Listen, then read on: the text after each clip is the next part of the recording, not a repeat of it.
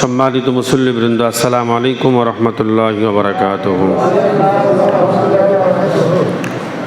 মহান মুনিবের দরবারে শুকর গুজার হচ্ছি যে আল্লাহ পাক সুবহানাহু ওয়া তাআলা আজ এই পবিত্র মসজিদে আসবার এবং বসবার তৌফিক এনায়েত করেছেন। এজন্য সকলে নত শিরে বলি আলহামদুলিল্লাহ। লক্ষ্য করে দরুদ ও সালাম পেশ করছি যিনি তাজদার মদিনা সাইয়্যিদুল মুরসালিন খাতামান নবিয়্যিন রাহমাতাল লিল আলামিন নবী মুহাম্মদুর রাসূলুল্লাহ। সকলে আর একবার আওয়াজ দিয়ে বলুন সাল্লাল্লাহু আলাইহি ওয়াসাল্লাম।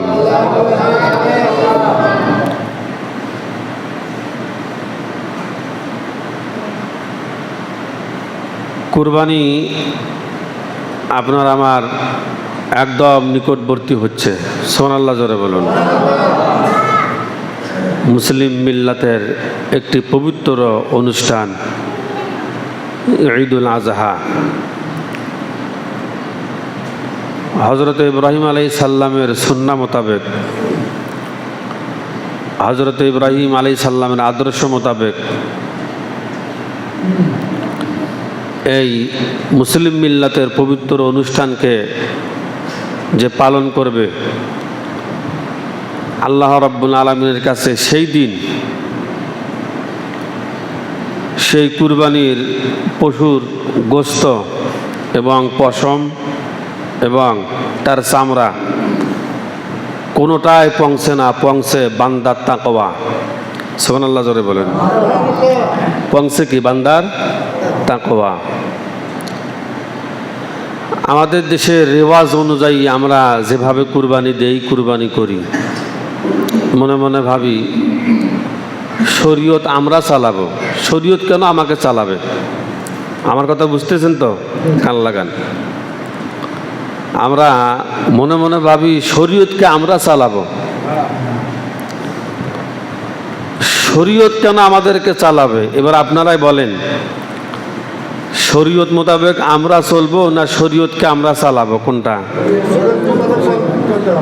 শরীয়ত মোতাবেক আপনাকে আমাকে কি করতে হবে? চলতে হবে। তাহলে শরীয়ত মোতাবেক যদি আপনি আমি চলেন, তাহলে ইব্রাহিম আলাইহিস সালামের এই আদর্শকে কেউ কুরবানি দিতে পারবে না। তাহলে সকলের কুরবানি কবুল হবে। সুবহানাল্লাহ জোরে বলুন। ইব্রাহিম আলাইহিস সালামের আদর্শকে কুরবানি দেওয়ার অর্থ হলো এই, ইব্রাহিম আলাইহিস সালাম তিনি ছেলে ইসমাইলকে কুরবানি দিয়ে আল্লাহ রাব্বুল আলামিনের নৈকট্য প্রাপ্ত বান্দা হয়েছেন। সুবহানাল্লাহ জোরে বলুন।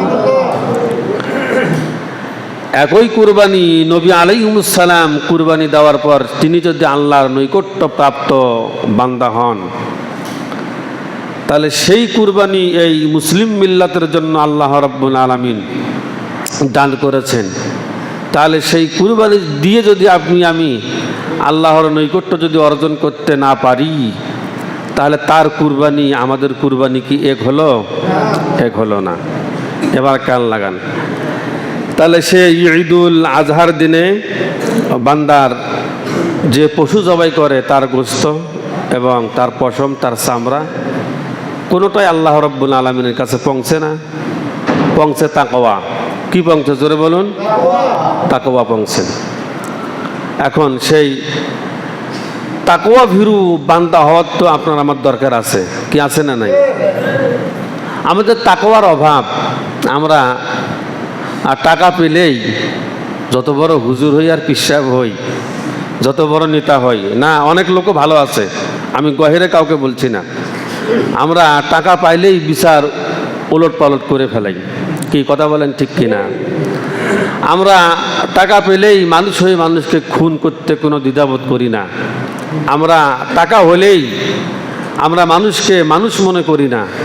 আমরা টাকা হলেই যা ইচ্ছা তাই করি, যা খুশি তাই হলো করি। কিন্তু সামনে যে কবর নামক ভয়ানক জায়গা আপনার আমার অপেক্ষা করতেছে, আমরা এটা কখনোই কেউ চিন্তা কি করি না। কান লাগান। তাহলে এই কুরবানি দিতে হবে, আপনাকে আমাকে কি অবলম্বন করতে হবে? তাকওয়া অবলম্বন করতে হবে। কি অবলম্বন করা লাগবে? তাকওয়া। আমরা তাকওয়ার মাস পেরিয়ে এসেছি, রমজানুল মোবারক মাস, সুবহানাল্লাহ জোরে বলেন। আমরা ওই মাসে তাকওয়া শিখেছি, ভালোবাসা শিখেছি, মহব্বত শিখেছি, আশফরস আত্মীয় স্বজনের হক আদায় করতে শিখেছি। আমরা পবিত্র রমজানুল মোবারকে আমরা নিজেকে পরিবর্তনের চেষ্টা করা শিখেছি। সেই শিক্ষাটাকে কাজে লাগিয়ে এই বাকি 11 মাস চলার নামই হচ্ছে মুত্তাকি। সুবহানাল্লাহ জোরে বলুন। খলিফাতুল মুসলিমিন আমিরুল মুমিনিন আদা জাহানের প্রেসিডেন্ট ছিলেন। রাত্রে ইশার নামাজের পর একটু ঘুমাতেন। কথাটা বলে আমি প্রসঙ্গ পাল্টাবো ইনশাআল্লাহ। এখন ঘুমাতেন, ঘুমিয়ে একটু ঘুমানোর পরে উঠতেন, উঠে ছদ্মবেশে আমিরুল মুমিনিন ছদ্মবেশে ঘোড়ায় সওয়ার হয়ে তিনি তার দেশের লোকজনের খোঁজ খবর নিতেন। আমরা কোনো মতো এমপি হতে পারলেই আর ঘর থেকে বের হই না, কথা বলেন না কেন? ঠিক না? এমপি হতে পারলেই। আমি এই কথাগুলো বলি জন্য অনেকে মন খারাপ করে, হুজুর আপনি এগুলো বলেন কেন? আর এগুলো তো বলতেই হবে, কথা বলেন না কেন? আমরা কোনো মতো এমপির পদ পেলেই, আলহামদুলিল্লাহ অনেক এমপিও আছে ভালো খোঁজ খবর নেন, যারা নেন না তাদের বিপক্ষে আমার এই ওয়াজ।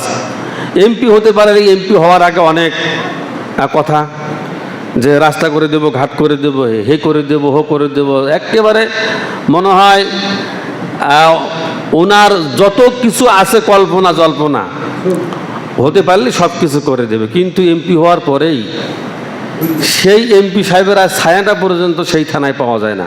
কি কথা বলেন না কেন?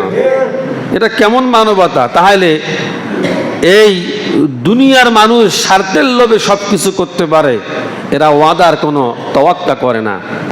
সাহাবায়ে কেরাম রিদওয়ানুল্লাহি তাআলা আলাইহিম আজমাইন তারা জাতির সামনে যে ওয়াদা দিয়েছিলেন সেই ওয়াদাগুলো তারা পালন করেছিলেন। সুবহানাল্লাহ জোরে বলুন। কি ওয়াদা? হযরত আমিরুল মুমিনিন বলেছিলেন যে হে বিশ্ববাসী, আমি প্রেসিডেন্ট থাকাকালীন যদি দজলা নদীর তীরে একটা কুকুরও যদি না খেয়ে মারা যায়, কিয়ামতের ময়দানে আল্লাহর দরবারে আমাকে জবাব দিতে হবে। সুবহানাল্লাহ বলবেন না? তাদের মস্তিষ্ক কি ছিল? একটা কুকুরও যদি দাজলা নদীর তীরে পানির অভাবে, খাদ্যের অভাবে যদি মরে যায়, কিয়ামতের দিন আমি ওমর রাদিয়াল্লাহু তাআলা আনহু আমি কি জবাব দিব? তারা এটাকে নিয়ে ব্যস্ত ছিলেন। তারা মানুষের কল্যাণে কাজ করেছেন, মানুষকে কষ্ট দেন নাই। আমরা চেয়ারম্যান মেম্বার হতে পারলেই গায়ের জোরে, যেমন গরম রক্তের তেজে আমরা মানুষকে মানুষ মনে করি না। এখন যে লোকগুলো মানুষকে মানুষ মনে করে না, ওই লোকগুলোকে যারা ভোট দিয়ে তোলে, ওই লোকগুলোও কিয়ামতের ময়দানে আল্লাহর দরবারে আসামির কাঠগড়ায় দাঁড়াবে। নাউজুবিল্লাহ জোরে বলুন। কার কাঠগড়ায় দাঁড়াবে বলেন? আসামির। কারণ হচ্ছে ওই লোককে তো ভোট না দিলে ওই লোক তো নির্বাচিত হতে পারতো না। কি পারতো না। আপনার দেওয়া ভোটে কোনো চেয়ারম্যান মেম্বার যদি 5 ওয়াক্ত নামাজ পড়ে, যদি রোজা রাখে, যদি নেক কথা বলে, যদি হক কথা বলে, আপনি ভোট দিয়ে ওই লোকটি 5টি বছর জাতির কল্যাণে যত কাজ করবে সব আল্লাহ রাব্বুল আলামিন ভোটদাতার আমলনামায় দান করে দিবেন। আপনি ভোট দেওয়ার কারণে তো এই লোকটা সংসদে গিয়ে, পার্লামেন্টে গিয়ে, ইউনিয়ন পরিষদে গিয়ে উনি সত্যের কলম ধরতে পেরেছে। কি কথা বলেন, ঠিক কি না? তাহলে বান্দার তাকওয়া অনুযায়ী তার বিচার হবে, তার তাকওয়া অনুপাতে আল্লাহ রাব্বুল আলামিনের দরবারে তাকে দাঁড়াতে হবে। সুতরাং কাল লাগান আমিরুল মুমিনিন উনি ঘুমিয়ে একটু ঘুরে বেড়াতেন, দেখতেন যে কে খেয়ে ঘুমায় আর কে না খেয়ে ঘুমায়। একটু রাত ভারী হয়েছে, দেখতে পেলেন যে কয়েক জায়গা থেকে, একটু দূর থেকে এক মা তার মেয়েকে বলছে, মা দুধ এতটুকুন হয়েছে, বলছে বেটি তুমি দুধে পানি মিশাও। কি মিশাও জোরে বলেন? দুধে পানি মিশাও। মা মেয়েকে বলতেছে, মেয়ে দুধে পানি মিশাও, দুধে পানি মিশাও, দুধ বেশি হবে, মদিনার বাজারে গিয়ে তুমি দুধ বিক্রি করবে। মেয়ে বলতেছে, মা এটা আমার দ্বারা সম্ভব নয়, এটা আমি পারবো না। বলে, কেন বেটি পারবে না? আমি মা হয়ে আদেশ করতেছি। বলছে, মা গো দেখো, এটা আমিরুল মুমিনিন খলিফাতুল মুসলিমিন, এটা ওমরের জামানা। যদি কোনো মতো ওমর যদি টের পেয়ে যায় তাহলে আমাদের অবস্থা আস্ত রাখবে না, আমরা শেষ হয়ে যাব। আমরা গরিব মানুষ, যেটুকুনই দিয়ে আমাদের রেজেক আসে এই রেজেকটাও বন্ধ হয়ে যাবে। মা বলতেছে, বেটি রে, গভীর রাত, এত রাত্রে কি আমিরুল মুমিনিন এসে দাঁড়িয়ে আছে? কিন্তু আমিরুল মুমিনিন সব শুনতেছেন। সুবহানাল্লাহ জোরে বলেন। শুনতেছেন কে কোন? আমিরুল মুমিনিন ওমর রাদিয়াল্লাহু তাআলা আনহু। আর মা মেয়ের কথাবার্তা হচ্ছে। মেয়ে বলছে, মা আমি পারবো না। মা জোর হলো করছে যে, বেটি মিশাও। তো বলছে, না মা, এটা করলে আমিরুল মুমিনিন টের পেলে আমাদের অবস্থা খারাপ হয়ে যাবে। তো বলছে, মা একটা কথা বলি, এত রাত্রে যদি আমি দুধে পানি মিশাই পাপ হবে না? বলে, বেটি পাপ হোক আর পূর্ণ হোক, তুমি পানি মিশাও। এত রাতে তো ওমর এখানে নাই। আর তো আমরা যদি দুধে যদি পানি যদি মিশাই তো ওমর কি টের পাবে নাকি? ওমর টের পাবে না, তুমি পানি মিশাও। মেয়ে বলছে, মা গো, ওমরের চোখে তুমি ফাঁকি দিলেও দিতে পারো, কিন্তু আল্লাহর চোখে তুমি কিভাবে ফাঁকি দিবে? বলো মা, আল্লাহর চোখে কি ফাঁকি দেওয়া সম্ভব? তো বলছে, না, আল্লাহর চোখে তো ফাঁকি দেওয়া সম্ভব নয়। মেয়ে পানি মিশালেন না। ওমর রাদিয়াল্লাহু তাআলা আনহু চলে গেলেন বাসায়। স্ত্রীকে বললেন যে, আমি পুত্রবধূ গতকাল রাত্রে আমি খোঁজ করে এসেছি। সুবহানাল্লাহ জোরে বলুন। সকাল হয়ে গেল। আমিরুল মুমিনিনের স্ত্রী বলছেন, তুমি গত রাত্রে যে বললে যা তুমি তোমার ছেলের জন্য পুত্রবধূ খুঁজে এসেছো, কোথায়? বলে, অমুক জায়গায়। বলে, দেখেছো? বলে, এই স্ত্রী দেখতে হবে না, সে কালো না ফর্সা, না তার সম্পদ আছে না নাই, তার টাকা পয়সা আছে না নাই, এগুলো দেখা দরকার নাই, কিন্তু সেই মেয়েটির তাকওয়া আছে। তার এই তাকওয়াটা আল্লাহ রাব্বুল আলামিন কবুল করেছেন এবং তার এই তাকওয়াটা আমার কাছে খুবই ভালো হলো লেগেছে। এই তাকওয়ার কারণে আমি আমার ছেলেকে দিয়ে ওই মেয়ের বিবাহ দিতে চাই। সুবহানাল্লাহ জোরে কোন। বার্তাবাহক আসলেন, এসে বলছেন, হে মা, তোমার মেয়েকে দিয়ে আমিরুল মুমিনিনের ছেলের বিবাহ দিতে চাই। মহিলা শুনে মাথার মধ্যে হাত দিয়েছেন। এ বেটা, তুমি বলো কি, কোথায় আমিরুল মুমিনিন আর কোথায় আমি একজন নিরহ মানুষ? এটা হলো নাকি? বলছে, না, আমিরুল মুমিনিন নিজে আমাকে পাঠিয়েছে। সুবহানাল্লাহ জোরে বলুন। বলে, আমিরুল মুমিনিন পাঠিয়েছে, তো এটা তো আমি স্বপ্নও পাচ্ছি না। তো বলে, না, এটা স্বপ্ন নয়, আমি নবীর সাহাবী, আমি আমিরুল মুমিনিনের কাছের লোক, আমি তোমার কাছে খবর নিয়ে এসেছি। হে মা, তুমি বলো তোমার মেয়েকে দিয়ে আমিরুল মুমিনিনের ছেলেকে দিয়ে তুমি বিবাহ দিবে কিনা? ওই মহিলা বলতেছেন, মেয়ের মা বলতেছেন, হে বার্তাবাহক, তুমি শোনো যে আমিরুল মুমিনিন নিজেই আমার মেয়ের জন্য সে প্রস্তাব পাঠিয়েছে, তার ছেলেকে দিয়ে আমার মেয়েকে বিবাহ দেবে। আমি একমত হয়ে গেলাম, আমার মেয়েকে দিয়ে দাও আমিরুল মুমিনের ছেলের বিবাহ। সুবহানাল্লাহ জোরে বলুন। বিবাহ করে নিয়ে আসলেন। নিয়ে এসে হযরত আমিরুল মুমিনিন কাছে দাঁড় করালেন। বললেন, মা শোনো, তুমি তোমার চেহারা সুরত কেমন এটা আমি দেখি, তোমাকে আমার ছেলের বিবাহ দেই নাই, তোমাকে পুত্রবধূ বানাই নাই। সেই দিন রাত্রে তুমি তোমার মাকে বলেছিলে আমিরুল মুমিনিনের চোখকে ফাঁকি দেওয়া সম্ভব, কিন্তু আল্লাহ চোখকে ফাঁকি দেওয়া সম্ভব। মারে, এটাকে আল্লাহ আমার পছন্দ করেছেন, আমিও পছন্দ করেছি, যার কারণেই আমি তোমাকে পুত্রবধূ করে আনলাম। সুবহানাল্লাহ জোরে বলুন। তার বংশ থেকে, ওই মেয়ের পেট থেকে এমন একজন লোক জন্ম নিয়েছিলেন। আল্লাহু আকবার জোরে বলুন। আমি এই প্রসঙ্গে আরেকদিন আসবো ইনশাআল্লাহ, কাল লাগান। তাহলে এটা হচ্ছে তাকওয়ার ব্যাপার। আপনি কুরবানি করবেন, তাহলে তাকওয়া অবলম্বন করবার জোরে বলেন তো দরকার আছে না নাই? অবশ্যই আছে। এবার আসেন কুরবানির প্রথম ইতিহাস। কুরবানির কি প্রথম ইতিহাস? হযরতে আদম আলাইহিস সালাম তার সন্তান জোড়ায় জোড়ায় জন্ম নিত। সুবহানাল্লাহ জোরে বলুন। এগুলো আপনারা জানেন, জানেন না? জানেন। আমি একটু মনে করাইয়া দিই। আজকাল যুগের মানুষ ইউটিউবে, ওয়েবসাইটে, এরপর ফেসবুকে মানুষ বিভিন্নভাবে মাসলা মাসাইল শোনাশুনি করে, ভালো, কিন্তু এই ইউটিউব কিন্তু আপনার আমার দলিল নয়। কি কথা বলেন না কেন? কি দলিল? দলিল নয়। তার ছোট্ট একটা উপমা দেই। এক হিন্দু এসেছে মসজিদে, এসে বলতে হুজুর আমি 10,000 টাকা দেবো, আমার দান কি নেওয়া যাবে? হুজুর খুব খুশি, মনে মনে ভাবতে 10,000, বুঝেন নাই? হুজুর খুশি 10,000। হুজুর বলতেছে নেওয়া যাবে, নেন। তো সভাপতি মানুষ তো একটু চালাকই হয়, কি হয় কি হয় না। ওই সভাপতি সাহেব কোথায় যেন শুনেছে যে অমুসলিমদের দান নিলেও তার একটা মত পার্থক্য আছে, এটা মসজিদে না লাগায় কি জন্য বানাইতে হয়, সভাপতি এইটুকুনি জানে। হুজুর টাকা না নিয়ে পকেটে এসে কেশিয়ারকে বলেছেন, দেখছে না আমি হিন্দুর কাছ থেকেই টাকা নিয়ে মসজিদে দিলাম। তো কেশিয়া জমা করেছে, কেশিয়া বলতে হুজুর নেওয়া যায় না না যায় যেটা জানেন কি, বলবে না বলবে না? সভাপতি এসে আমাকে বলতেছে মৌলানা একটা কথা, বলে কি হিন্দুর টাকা নেওয়া যায় আছে মসজিদে? আমি বলছি কোন শালা বলছে? কথা বোঝেন না কথা? আমি তো কথা এইভাবেই বলি, কথা না বললে কি বুঝি? আমি কথা ডাইরেক্ট বলি না। আমি বলছি কোন শালা বলছে? হুজুর আসতে, হুজুর চা খাবেন হুজুর? তো বললাম চা তো বেশি হয় না, খাওয়ান। ওখানে যেভাবে বলেছি আপনাদেরকে আমি সেইভাবে শোনাচ্ছি, কথা বুঝতে পেরেছেন? আমি কথা 19-20 করা লোক নই। বসলাম, চা খাওয়াইলো, লাল চা।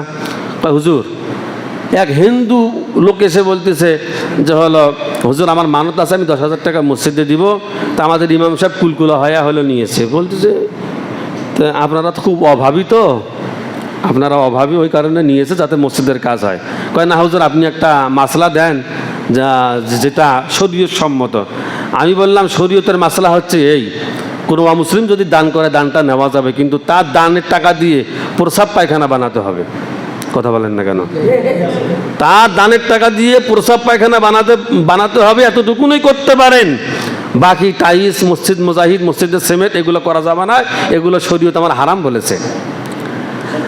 এখন সভাপতি সাহেব বলতেছে হুজুর কিছু বলবো, বলে খবরদার, হুজুরকে কিচ্ছু বলা যাবে না, হুজুর তো হুজুরেরও তো ভুল হতে পারে নাকি বলেন? হুজুরকে বলবেন যে সভাপতি সাহেবকে বললাম যে হুজুরকে গিয়ে বলবেন হুজুর যেটা হয়েছে হয়েছে, আর এগুলো কোনো মুসলিমের দান টান হুজুর নেন না, আর আমাদের তো প্রসাব পায়খানা হুজুর ভালোভাবে মুজাহিদই করা হলো আছে, তাই এখন এই টাকাটা অন্য সাইডে হলো রাখেন, টাকাটা মিশালও করা যাবে না। ওয়ালা তালবিসুল হাক্কা বিল বাতিলি ওয়া তাকতুমুল হাক্কা ওয়া আনতুম তা'লামুন, সত্যের সঙ্গে তোমরা মিথ্যাকে মিশ্রিত করিও না, এটা তো আল্লাহই বলেছে। কথা বলেন না কেন? এখন ওই কথা শুনে ইমাম সাহেব গরম কয় না আমি কিতাব পড়েছি। তো সভাপতি সাহেব বলেছে আপনি কিতাব পড়েছেন, আর মৌলানা ওসমান গনি আমাকে বলেছে। তখন ঠান্ডা হয়েছে, বলছে ঠিক আছে আমি টাকা জমা দিয়েছি, আপনারা আলাদা করে পরবর্তীতে কি করেন করেন। আমার প্রশ্ন হলো এই, আমি যে বিষয় স্বয়ং সম্পূর্ণ নই আমি সে বিষয় বলতে যাব না। কি কখন আমার কথা বলেন না কেন? যে বিষয়ে আমার এলেম নেই, জ্ঞান নেই, আমি সে বিষয় বলতে যাব না। যে বিষয় আমি ক্লিয়ার নই আমি সে বিষয় বলতে হলো যাব না। এখনকার তো হুজুরের একটা মাসলা ধরলেই সাত বলে ফেলায়, এখন সত্য হোক আর হলে মিথ্যা হোক, কথা বলেন না কেন? আর তৎকালীন যারা শায়েখ, যারা মাশায়েখ ছিলেন, যারা মানে ইমাম ছিলেন, ইমামে আজম আবু হানিফা রহমাতুল্লাহ তাআলাও একটা মাসলা ধরলে উনি 3 দিন সময় নিতেন, তারপর বলতেন। আপনি কোন গুরু হয়েছেন সাত জবাব দেন? কথা বলেন না কেন? আমাদের তো দেশে গন্ডগোল এই কারণেই হলে হয়, তার কারণ আমি যাহা জানি আমার জানার মধ্যে তো ভুলও হতে পারে। কি পারে না পারে না? কি পারে না পারে না? তাহলে আমি একটা জিনিস ক্লিয়ার হয়ে যদি জাতিকে যদি বলি, তাহলে তো সেই জাতি সেখান থেকে মেসেজ পাবে, সে সুন্দর আমলের দিক চলে যাবে। কি ঠিক কিনা? কাল লাগান। হযরত আদম আলাইহিস সালাম জোড়ায় জোড়ায় সন্তান হতো, একটা ছেলে আর একটা কি মেয়ে। এখন পূর্বের ছেলে, কথা বোঝেন, পূর্বের ছেলে আর পরে যে মেয়ে জন্ম নিত তার সঙ্গে বিবাহ হলো দিতেন, এটা শরীয়ত আইন জারি করেছিলেন। সুবহানাল্লাহ, জোরে বলুন। আমি সংক্ষিপ্ত হলে বলতেছি। এখন পালাই কর্মে তা হাবিলের পালা হলো আসলো। সুবহানাল্লাহ বলেন। তে কাবিলের সঙ্গে সহজাত যে বোন, তার সঙ্গে হাবিলের বিবাহ হবে। সুবহানাল্লাহ, জোরে বলুন। কিন্তু এই যে মেয়েটার সঙ্গে হাবিলের বিবাহ হবে ওই মেয়েটার নাম ছিল আকলিমা। সে পরমা সুন্দরী, অনেক দেখতে শুনতে খুবই হলো ভালো, কিন্তু শরীয়তের মানে খেলাফত অনুযায়ী ওই মেয়ে আকলিমা পরে তা হাবিলের কবলে। সুবহানাল্লাহ, জোরে বলুন। মানে হাবিলের সঙ্গে তার বিবাহ মানে বন্ধনে সে আবদ্ধ হবে, কিন্তু কাবিলই তাকে বাধা করলো। কি করলো জোরে বলুন? কাবিল বাধা করলো। কাবিল বাধা করে রক্তের গরম দেখালো, বলতে না আমার সহজতা, আমি তাকে বিবাহ হলো করব, আমি শরীয়তও মানি না, বাবা আদমকেও মানি না, আমি কাউকে হলো মানি না। দেখেন না কিছু কিছু যুবক আছে না, বাপ মানে না, মানে গত জুম্মে তো একটু বলছি, বাপ মানে না, চাচা মানেন না, দাদা মানে না, মুরব্বী মানে না, এই জন্য 40 বছর বয়স হয় না, নাই গেটেই আল্লাহ রাব্বুল আলামিন বেটা রিফিউজ করে ফেলান। কি কথা বোঝেন না কেন? না ক্যান্সার লাগাইয়া দেন, না পাগল বানাইয়া দেন, না সম্পদ কমাইয়া দেন, না হয় রাস্তায় লাঠি দিয়ে ভিক্ষার ঝুলি ধরাইয়া হলো দেন। এগুলো কর্মের ফল। কার ফল? কথা বলেন না কেন? কর্মের ফল। যে যুবক বুঝবেন যে মুরব্বীদেরকে সম্মান করতে জানে না, ওর ভাগ্য নষ্ট হলো করেছে, ও বেয়াদব, ওর কাছ থেকে ভালো কিছু জীবনে আপনারা আশা করবেন না। কথা বলেন না কেন? যে যুবক মুরব্বী দেখলে মাথা হালিয়ে হলো যায়, সালাম পর্যন্ত দেয় না, দেখবেন যে ওটার নসিব খারাপ হলো হয়েছে, ওটা নসিব ভালো নয়, ওটা কুলাঙ্কার। ওক দিয়ে জাতির কোনোদিন সেবক হবে না, মুরব্বীদের কোনোদিন সেবা হবে না, ওকে দিয়ে ফকিরেরও কোনোদিন চায়ের পয়সার উপকার হবে না। কথা বলেন না কেন? এটাই শরীয়ত, এটাই সোজা কথা, এইটাই সোজা কথা, এইটা হচ্ছে কি মানে হক কথা। কান লাগান। হজরতে তা আদম আলাইহিস সালাম একটু বিপদে পড়ে গেলেন, মনে মনে ভাবলেন এই একই ছেলে, নবীরা তো বেগুনা মাসুম হয়, কি হয় কি হয় না? আল্লাহ নবী হযরতে আদম আলাইহিস সালাম বললেন, কাবিল তুমি যা বলতেছো এটা তো তোমার রক্তের গরম, তোমার ক্ষমতার গরম। বলছে বাবা একটা কথা বলো শোনো, তুমি আল্লাহর নবী বেইনসাফি করতে পারো না। মানে এই বলতেছে বেটায় বাপকে বলতেছে, তুমি আল্লাহর নবী বেইনসাফি করতে পারো না, কিসের হাবিল হাবিল লাগাচ্ছ? হাবিলের কথা তুমি বাদ দাও, হাবিলের সঙ্গে আকলিমার কখনোই কোনো সময় বিবাহ হতে পারে না। তার কারণ হলো এই আকলিমার সঙ্গে আমার কাবিলের বিবাহ হবে। আল্লাহর নবী হযরতে আদম আলাইহিস সালাম অনেক বুঝালেন, অনেক বোঝানোর পরেও কাবিল যখন বুঝলো না, হাবিল আল্লাহর দিকে তাওয়াক্কুল করলেন। তার কারণ হলো আল্লাহর উপরে যে ব্যক্তি তাওয়াক্কুল করে, আল্লাহর উপরে যে ব্যক্তি ভরসা রাখে, আল্লাহর উপরে যে ব্যক্তি পূর্ণ আস্থা রাখে, ওই ব্যক্তিকে সাহায্যকারী স্বয়ং আল্লাহ রাব্বুল আলামিন নিজেই হয়ে যান। কাবিল মনে মনে ভাবে হাবিলে দেখবো আব্বা হযরত আদম আলাইহিস সালাম কিভাবে তোমাকে আকলিমাকে দেয়, আমি তাও দেখবো। কিন্তু হাবিলের থেকে কাবিল একটু দুর্দান্ত ছিল, শক্তিশালী ছিল। কাবিল মনে মনে ভাবলো হাবিল তো আমার কাছে কিছুই নয়, বাবা আদম আলাইহিস সালাম যদি আমার কথা রাজি হয় তাহলে খুন খারাপি রক্তপাত কিছুই হবে না, আর বাবা আদম আলাইহিস সালাম যদি রাজি না হয় তাহলে আমি তাকে খুন করে ফেলবো। পৃথিবীর সর্বপ্রথম খুন হয় আদম আলাইহিস সালামের সন্তান এই হাবিল। আল্লাহু আকবার জোরে বলুন। হযরত আদম আলাইহিস সালামকে, সময় কম, আল্লাহ রাব্বুল আলামিন বললেন আদম রে এক কাজ করো, 2 সন্তানকেই পরীক্ষা করো, তাদেরকে কুরবানি করতে বলো। কুরবানি? বলে আল্লাহ কিভাবে কুরবানি করবে? বলে শোনো, ওই কাবিলকে কুরবানি করতে বলো, হাবিলকেও কুরবানি করতে বলো। যার কুরবানি কবুল হবে তার কুরবানিটা আসমান থেকে অগ্নি আসবে, অগ্নি আসার পরে তার কুরবানিটাকে ভস্য করে দেওয়া হবে। যার কুরবানি ভস্য করে দেওয়া হবে, আপনি নবী আদম আলাইহিস সালাম বুঝবেন, তার সঙ্গেই তার বোন আকলিমার বিবাহ সম্পাদন হবে। আল্লাহ নবী হযরতে আদম আলাইহিস সালাম 2 পুত্রকে 2 পাশে নিলেন, হাবিলকে ডান পাশে নিলেন, কাবিলকে বাম পাশে নিলেন। বাম পাশে নিয়ে 2 পুত্রের মুখের দিকে তাকায়া বললেন, বাবারে শোনো, আমি আল্লাহর নবী, আমি কখনোই আল্লাহর কাঠগড়ায় দাঁড়াতে রাজি নই, আমি কারো পক্ষেও নই বিপক্ষেও নই। তার কারণ হলো যারা নবীন সিদ্দিকিন যারা হন তারা বেগুনা মাসুম, যারা নবী হন তারা বেগুনা মাসুম, তারা অন্যের উপরে জুলুম করতে পারে না, বেইনসাফি করতে পারে না, তাদের দ্বারাই কখনো রক্তপাত হতে পারে না। যারা নবী হন তাদের দ্বারাই নবুয়তের কোনো গুন্ডি খেলাফ হোক তাও হতে পারে না। আমি বাবা হয়ে তোমাদেরকে ওসিয়ত করছি, তোমরা শরীয়তের আইন মেনে নাও। সুবহানাল্লাহ জোরে বলুন। তোমরা শরীয়তের আইন মেনে নাও। হাবিল বলল, আব্বা ঠিক আছে আমি শরীয়তের আইন মেনে নেব। বলো কি শরীয়তের আইন? কাবিল কিন্তু মনে মনে খুব ক্ষিপ্ত, জাতে অজাত। কথা বলেন না কেন? বংশ সৈয়দ, নাতি হচ্ছে চোর। কথা বলেন না কেন? আরে বংশ ফকির, বেটা হচ্ছে ডাকাত, লজ্জায় মাথা হাইল চাচার দাদার বাবার। চাচা কয় বাবা আমার তো নাক কাটা গেছে। নাক কাটা মানে কি? সম্মানের হানি হয়েছে। কথা বোঝেন না? নাক কাটা গেছে। কি হয়েছে চাচা? কয় এই জাতে অজাত, আমার বংশের, আমার 14 পুরুষে কোনো ডাকাত নেই, চোর নাই। এটা যে কেমনে হলো হুজুর বুঝে আসে না। হুজুর দোয়া করেন আল্লাহ যেন ওকে হেদায়ত করে। কথা বলেন না কেন? ঠিক না? হযরত আদম আলাইহিস সালাম বললেন, বেটা আমি শরীয়তকে সম্মান করি, আল্লাহরে ভয় করি। আল্লাহর পক্ষ থেকে কুরবানির আদেশ এসেছে, নির্দেশ এসেছে, কুরবানি করো। কি কুরবানি?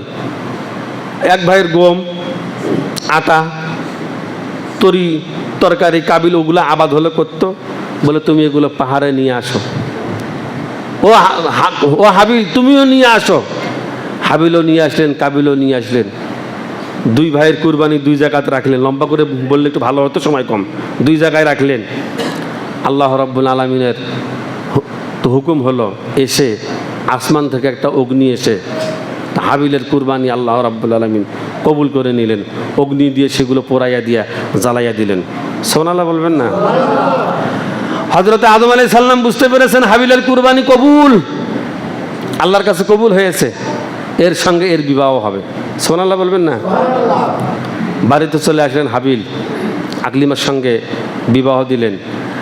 কাবিল প্রতিজ্ঞা করলেন যে শোনো, তুমি যাই কিছুই করো না কেন আমি তোমাকে হত্যা করবই। এই আকলিমাকে নিয়ে আমি তোমাকে সুখের সংসার বানাতে দিব না। তুমি যাই কিছু করো না কেন এই আকলিমাকে নিয়ে তুমি বেশি দিন ঘর সংসার করতে পারবে না। সময় কম, সামনে আরো সময় আছে, আমি বলবো। এই কথার দ্বারা আমি দুইটা জিনিস আমাদেরকে বুঝালাম। একটা হচ্ছে তাকওয়া, আর একটা হচ্ছে পরিবর্তন। সুবহানাল্লাহ জোরে বলুন। একটা কি জোরে কন? তাকওয়া। তাকওয়া অবলম্বন করতে হবে হযরত ওমর রাদিয়াল্লাহু তাআলা আনহুর পুত্রবধূর মতো। সুবহানাল্লাহ জোরে বলুন। সত্য সত্যই, মিথ্যা মিথ্যায়। আর আমরা হাবিলের কুরবানি চাই না কাবিলের কুরবানি চাই? কথা বলেন। কার কুরবানি চাই? হাবিলের। হাবিলের কুরবানি যদি হলো চাই, তাহলে কুরবানির গোশত যেভাবে বন্টনের দরকার, আল্লাহর ভয় যদি অন্তরে থাকে, আমি যদি সত্যি আদম আলাইহিস সালামের যদি আমি সন্তান হই, এক টুকরো গোশত শরীরে রক্ত থাকতে আমি এদিক ওদিক করতে পারি না, এর নাম মুসলমানিত্ব। কথা বলেন না কেন? এর নাম ইমানিত্ব, এর নাম তাকওয়া। আমি একটা রান আগেই নিয়ে গিয়ে বাড়িতে খাবো, আমি এ কাজ কখনোই করতে পারবো না সত্যি আল্লাহর ভয় যদি আমার অন্তরে থাকে। কথা বলেন না কেন? আর আল্লাহর ভয় যদি অন্তরে আমার না যদি থাকে, তা আমি তো এমনিতে সিটিং বাস, আরও তো সিটিং বাস। আমি কিন্তু কাউকে লাগাইয়া হল মানে বলতেছি না, আমরা সংশোধন হই, আমি এই আকারে কথা বলতেছি। কি আপনারা বিরক্ত হচ্ছেন নাকি? আমি তো এমনি ঠক বাস, তাতে তো নাচনি বড়ি যদি পাই ঢোলে বাড়ি, তাহলে তো আরো মুসিবত। কথা বলেন না কেন? ঠিক কিনা? তাহলে সত্যিকার আল্লাহর গোলাম যদি আমি হই, কথা শোনেন, শেষ করবো আমি। সত্যিকার আল্লাহর গোলাম রসুলের উম্মত যদি আমি যদি হই, আমার জীবন, আমার মরণ, আমার হায়াত, আমার কুরবানি সত্যি আল্লাহ যদি কবুল যদি হলো করে, যদি হলো করেন, তাহলে আমি সুস্থ মস্তিষ্ক থাকতে আল্লাহ যে ইমানত্ব দিয়েছে সেই ইমানের দাবিটাকে সামনে রেখে আমি এলাকার ইতিম ফকির মিসকিনের হক আমি নষ্ট করতে পারি না, আমি খেলাপ করতে পারি না। কি রাজি আছি সকলে? কি রাজি আছি তো ইনশাআল্লাহ? আল্লাহ তাআলা সকলকে আমলি জিন্দেগি তৈয়ার করবার তৌফিক ইনায়াত করুন। ওয়া আখিরু দাওয়ানা আলহামদুলিল্লাহ।